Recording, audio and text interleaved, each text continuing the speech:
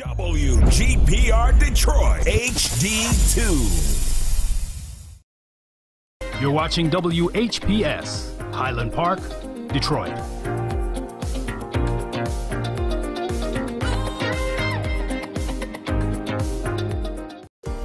The views and opinions expressed on the following show are not necessarily the views and opinions of WHPS, its affiliates, management, or sponsors.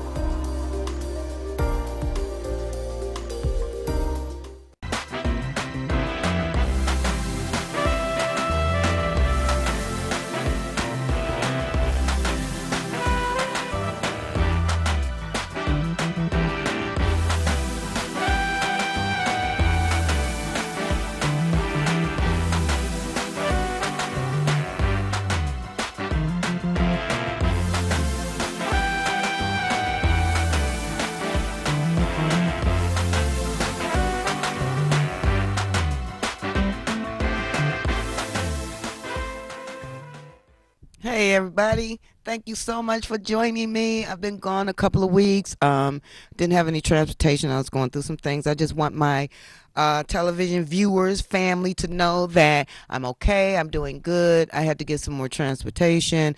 I'm just thanking the Lord for that. Before I begin, I want to give a shout out to my husband, Charles Stinson, the love of my life, the angel that the Lord sent to me to help me in my endeavors on my journey. It feels good to have a partner on your journey with you, going through the good and the bad. So I thank my husband for that. I want to say hi to my son, Robert. I love you so much. You bring so much joy into my life. I can't wait to see you at the end of the week. My daughter, Robin, my daughter, Dale, my son, Donnell. I love you guys as well. I want to give Walter Land Productions a shout out. Hey Walter, this Sunday we were doing a PSA on abuse of men, and everyone came except for this one lady, and I just thought that was just terrible how you enter into a verbal agreement with someone to do a certain thing, and then you have a director and actors waiting for you with a no call, no show. I'm actually going to mention this person's name next time we talk. I'm just trying to see what's going on with this person because maybe something happened, but that's very disrespectful. And this person, I don't think I would ever allow myself to work with them or even trust them again because they actually put me and the other actors in a bad spot and in a bad place. So, I just want to say that he's going to be on here, Walter. I'm going to have him come on, and he wrote Walter Loves Jenna. It's like the black version of I Dream of Jeannie. He's a real cool guy, and he's very laid back. He's written some more books. When he comes on, I'm going to let him tell you guys a little bit about himself. So we're going to go on with the show. And, they're saying now that there's another virus that's stronger than the one before, and they're saying that they're just saying that it's stronger. So I'm just wondering, are the people that had shots and now they got this other thing that's supposed to be more deadlier than the first thing, are they going to have to get other shots? Are they going to continue to keep shooting people up, or what are we going to do about this? Because to me, I believe it's a hoax. I don't care. I don't even believe anybody been to the moon. So I'm just saying that's how I feel about it. So I'm just praying for my brothers and sisters, people who've taken the shot and people who haven't taken the shot. I'm praying for them because the government is trying to do a divisive thing because I told you guys, I think like 4 or 5, maybe 6 weeks ago, how they have people now blaming COVID on people that are not vaccinated. And they've taken the shot. And I think it was a mayor. She was a white mayor of some town. I think it was one of the southern states. And she was saying that people that's not vaccinated are putting vaccinated people at risk, which sounds retarded. If you've gotten a shot, why are you worried about people that's not vaccinated? I'm not understanding that.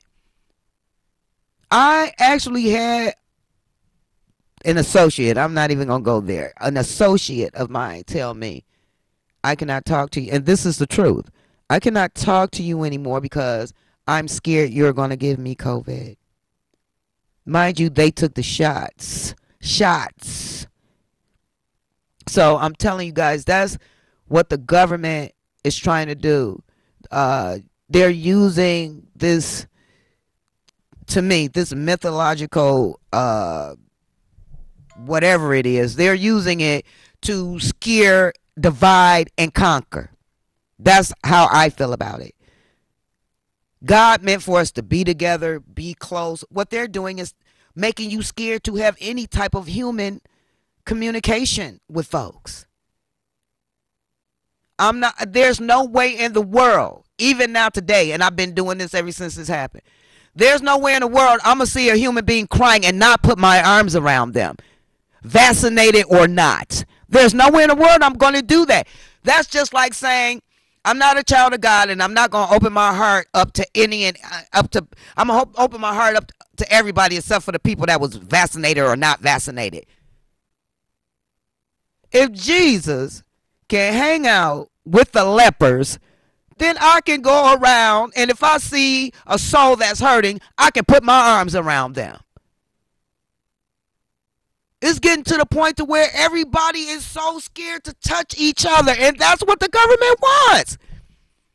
Now they're saying that Detroit has soared with this virus, and the people that's in the hospital, they're not vaccinated.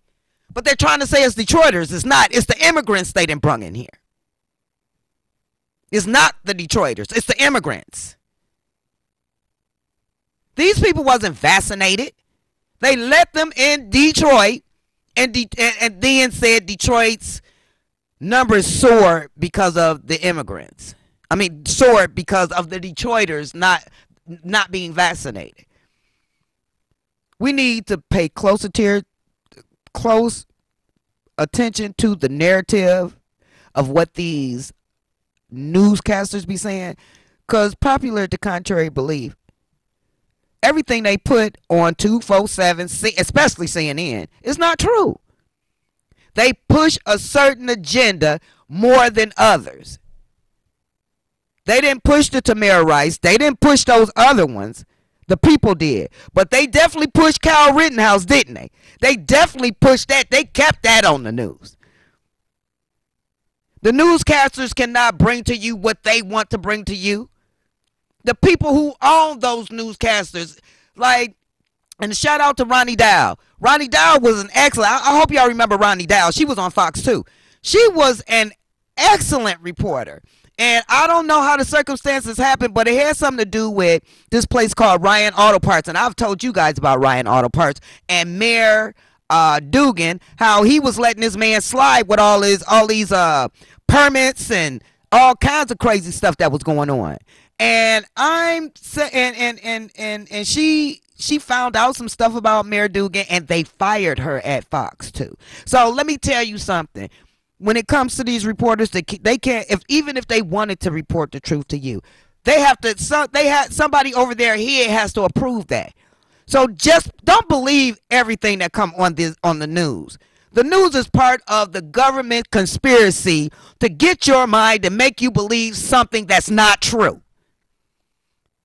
That's just like the devil and God. God. They said God came out, he was born and everything, and he was born a virgin birth. And then the devil took a narrative from Ashtoreth, Tammuz, and oh my goodness, he built the Tower of Babel. I cannot remember his name. But now they're saying that Tammuz, which is the baby. First is Ashtoreth. Ashtoreth was the woman who was married to the guy who was building the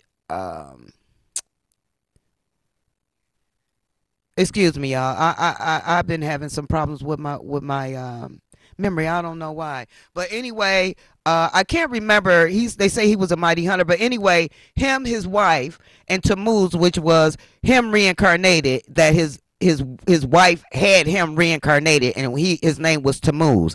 Basically, That's another story of the Father, Son, and Holy Spirit. So what the devil did was they made a narrative before the real narrative, the original narrative came out. So these two narratives travel together. So the lying narrative make the truthful narrative seem not as truthful. That's what the media does. When something true is out, and they don't really want a lot of people to find out what's going on, then they put another narrative with it. Like this white man who discovered DNA. They killed that man. They tried to say this man was doing some underhanded biological. They said that he was doing something and they killed him. No, they didn't. DNA took a lot of black men off death row and out of the jail system. See, these are things they don't want you to know. As a matter of fact, I was looking up a prison called Parchman Prison. It's actually a farm prison, and it was built in 1905. And back in 2020, you know, they were saying that a lot of men were killing themselves, hanging themselves. Guards were shooting these people down here in Mississippi, and they're saying that it's actually run like a slave plantation.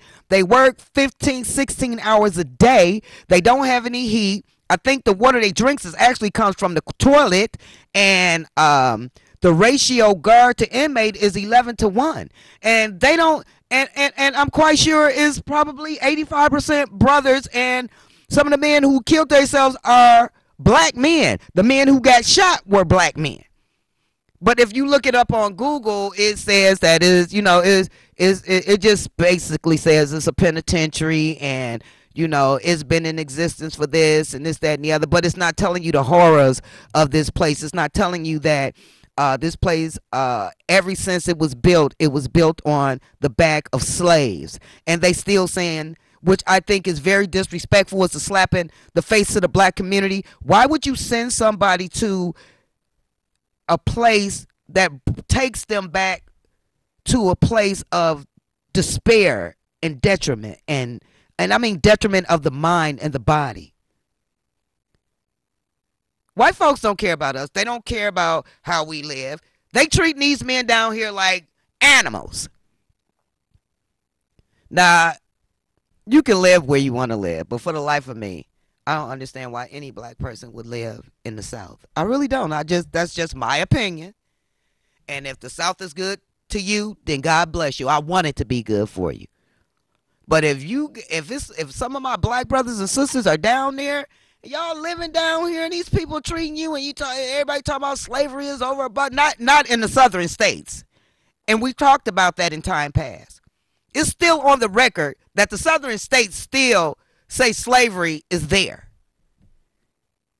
So this prison, Parchman Prison, is just one of the proofs that they are still doing slavery acts down there and still treating us like animals. The reason you don't see it so much up north, because northerners don't play that. Once we came to the north and we seen we had much more freedom than living in the South, we started coming into our own. Not to say that, you know, there was still, you know, there was black people free, like 12 years a slave. My man was free, and 2 white people set him up and put him back into slavery. We have to be careful. I mean, not even 2 or 3 weeks ago, they just found an old lady hung in a tree in Georgia.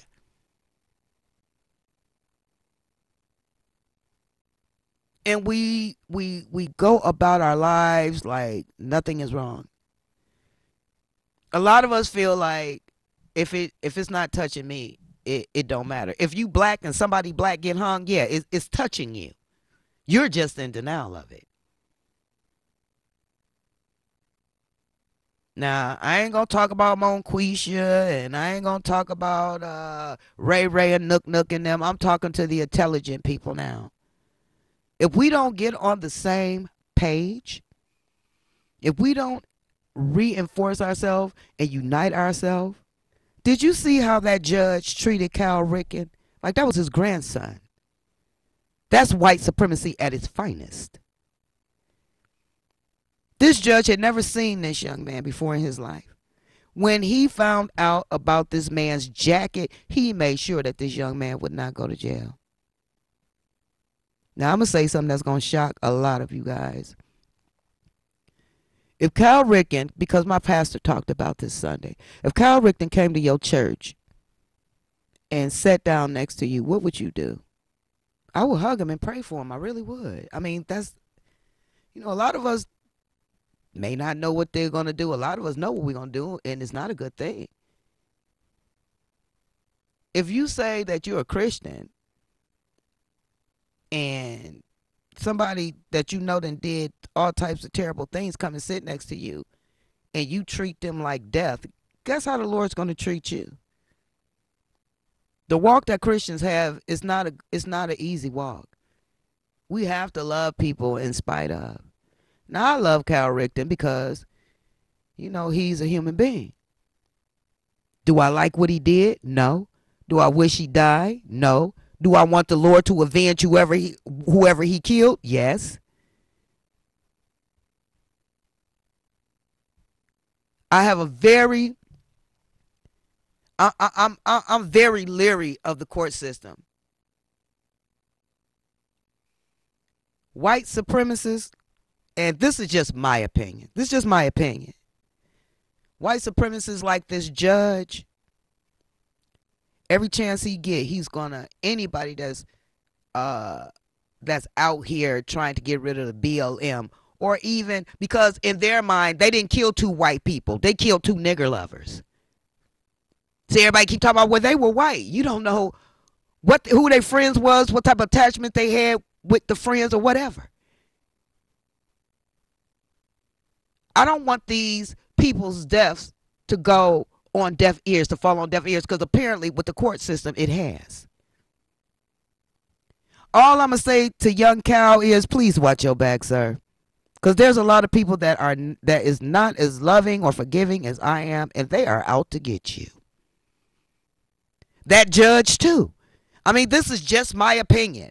I'm not making no profound, prophetic, nothing. I'm not doing that. I'm just telling you how I feel. There are a lot of people that's really, and white folks too, that's really upset about this verdict.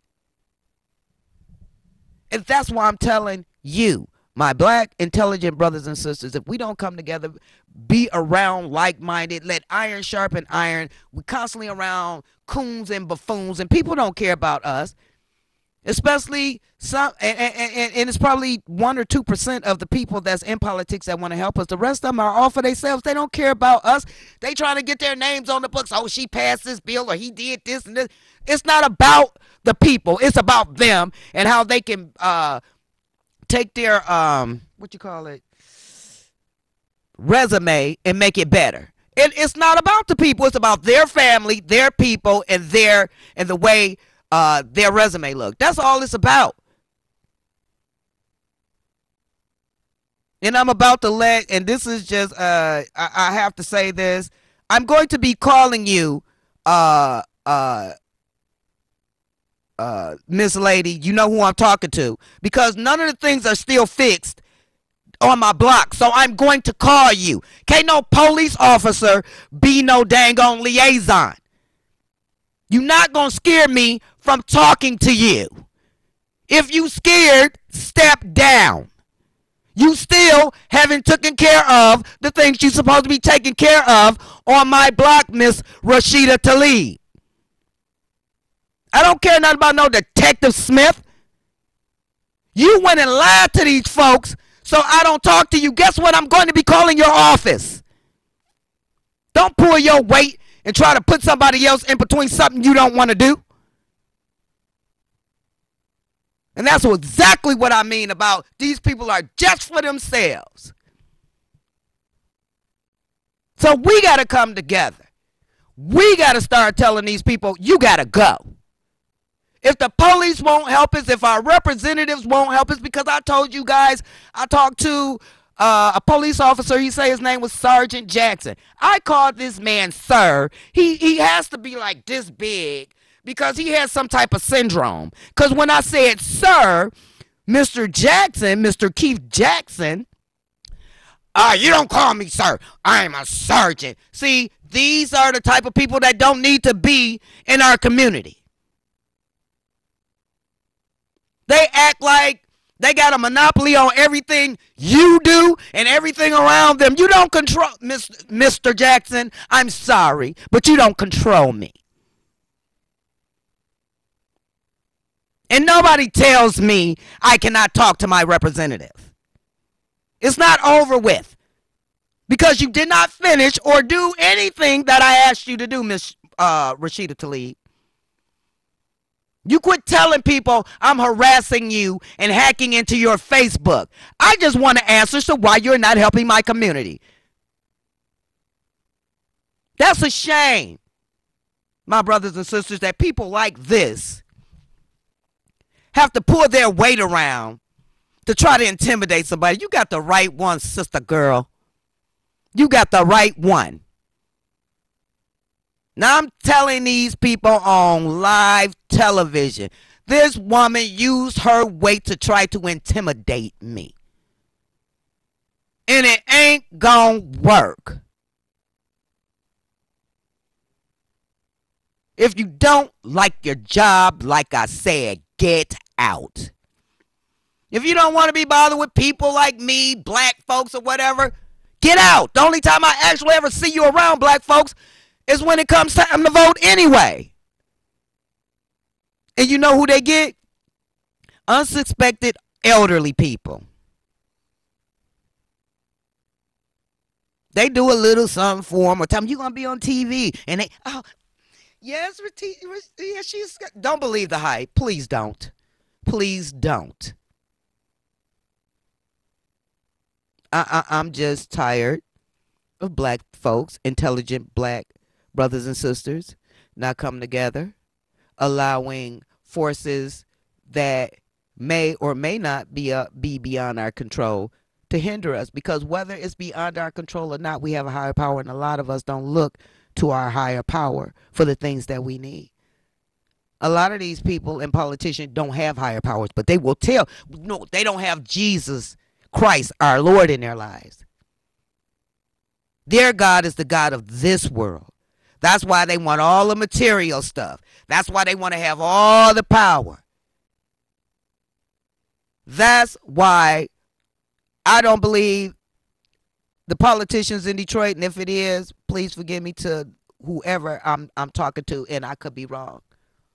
But 98% of the politicians in Detroit are devil worshipers. That's just my opinion. That's just my opinion. They're devil worshipers, and so is the police. A lot of them ain't white supremacists. Some of these people are devil worshipers.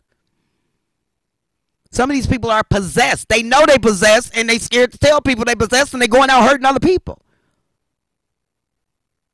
Why is it that we can believe that God exists and he's so loving? Why can't we believe that the devil has children and he takes care of his children? If we can believe that God is a God of love, how come we can't believe that God is a God of wrath? Everybody want to always talk about the loving side of God. There's more than one side to God. God is not one-dimensional. We are. So to all of these people that's you delving into the occult, or you doing whatever you have to do to, make yourself look good, like some women has been bullied all their life. They get on the police departments, even for some men, they do that to make themselves feel more than what they are, because they're nothing. They're just civilians, just like we are. So I'm not understanding why, you would put yourself above someone else when the Lord says that those who exalt themselves will be abased. But if you walk in a humble manner, then he will exalt you. A lot of people are very delusional. They actually feel like they have the Lord in their lives, and they don't. Especially politicians. Then when they get in trouble, they want to call God. God ain't listening to them.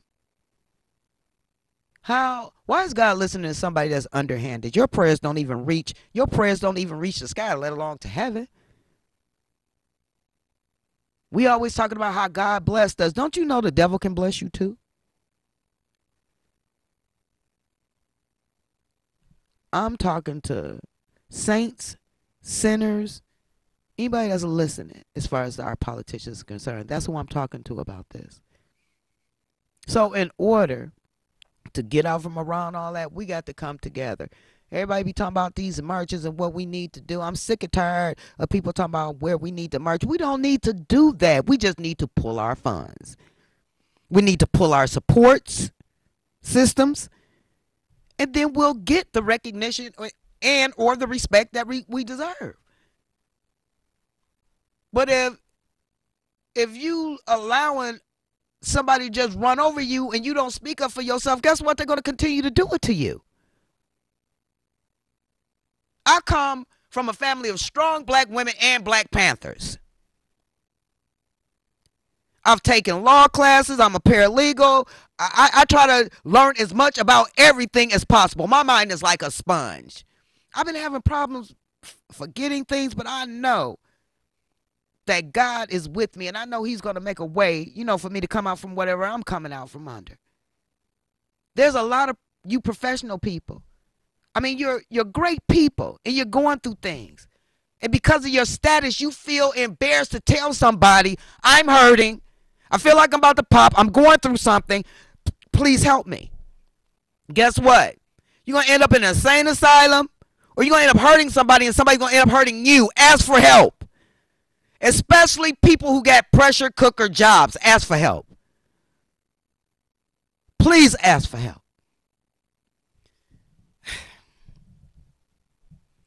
The crazy thing about this whole thing, everything that I'm talking to you guys about, it really shouldn't even be talked to. We should come together and say, this is wrong. Let's get together and do something about it. My young brothers and sisters, I know sometimes your parents may not listen to you. And there may be times when you're right and they're not listening to you. I'm praying for you. I'm praying for you. You go to the Lord and ask the Lord to help you get through whatever situation you have to go through, little ones. I know some of you children have grown up with some of the most horrific parents. I know you have. I want you to know that I am praying for you guys. I have a book at home, and I just put all the children that's going through, I just make it specific. And I want you little ones to know that I'm praying for you because you need it. And I'm praying for the children of politicians because all they're doing is corrupting these children. They're making them feel like they're above the law. They can do anything they want. Nobody is going to get in touch with them. Their mom or dad or get them out of it. I've seen police supposed to be on their job, and they're going picking up their children at school, and they're going by the house. Can't nobody else, if anybody that work at a grocery store can't do that, not even on their lunch break. So why are we allowing this to happen? I understand that, you're going to check on your child, but everything is supposed to be done in decency and in order. And until we learn that method, until we learn that recipe, until we learn that we're going to have to stand up, we're going to have to speak up, we're going to have to pull our funds back, we're going to have to stop supporting coons and people that's not for us. Until we learn that, it's going to continue to be this way. So, ladies and gentlemen, you mean the world to me. I want you guys to stay healthy, wealthy, and wise. All of us are not because we don't handle our money right, but for those who do, that's what I want for you. And until the next time, stay strong and be strong.